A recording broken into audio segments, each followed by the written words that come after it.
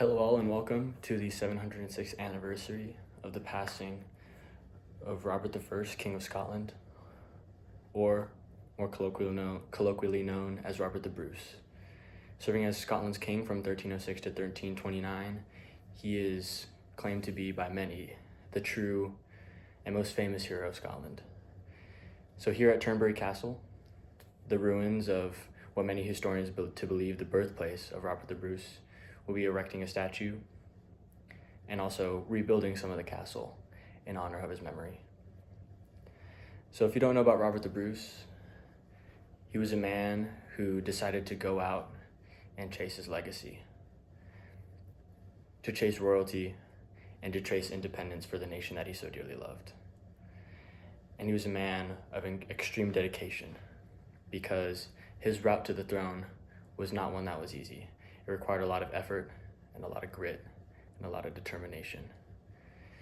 So in 1290, after the passing of the Maid of Norway, Margaret I, at 7 years old, it left a power vacuum within Scotland, with many individuals coming forth to claim the throne. And Robert the Bruce did not end up winning the crown here. It was given to John de Balliol by King Edward I, King of England at that time, and 104 auditors who were present there.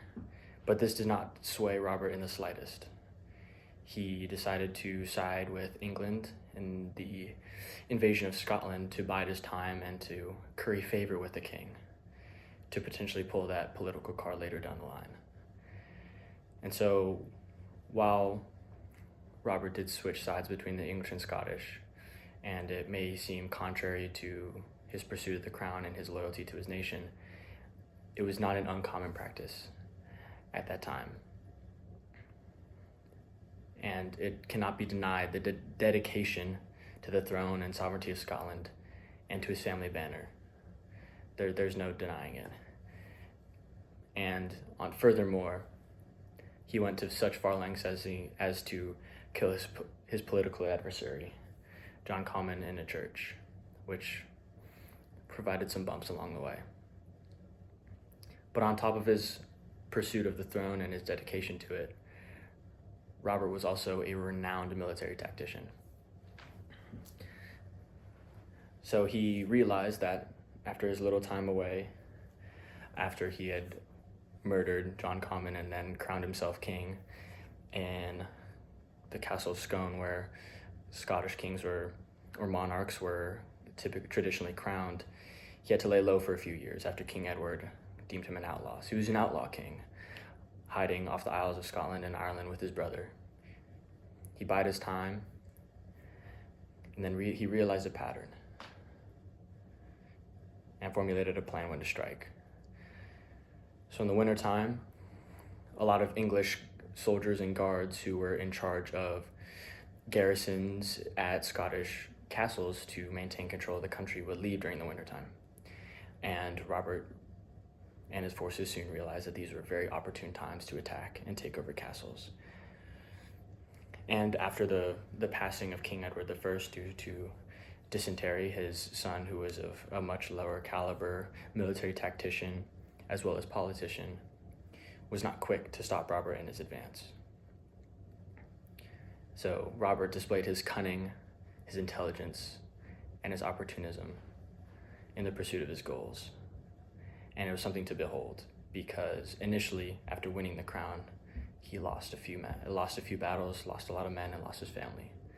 But he stayed true to the course, stayed dedicated to his goals, and was smart enough to make adjustments on the fly that would later lead to his success.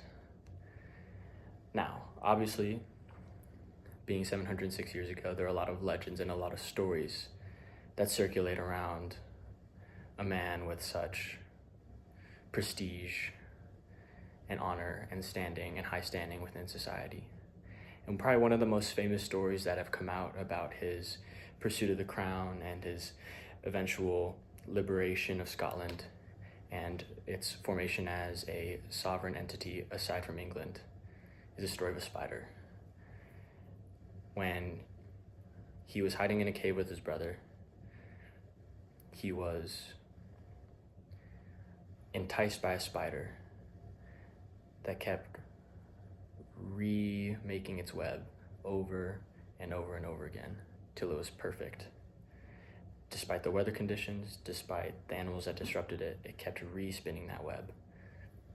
And in that moment, Robert decided that he was going to do the same for his own kingdom and for his people. And despite all odds and against all odds, in a heroic underdog story, Robert ended up being successful. In an iconic battle at the Battle of Bannockburn, he employed unique military tactics that cemented his story in history, especially in Scottish history. In a decisive win over King Edward II, he cemented his crown and cemented the sovereignty of Scotland. And furthermore, a declaration of Arbroath was written up by nobles and earls all across Scotland that claimed that Robert the Bruce was the right and sovereign king. And while his journey was not straight, it's a hero's journey that I think that we can all look to and be inspired by. A man of true dedication and true grit in the pursuit of his goals, which is why we stand here at Turnberry Castle to honor his name and honor his memory. Thank you.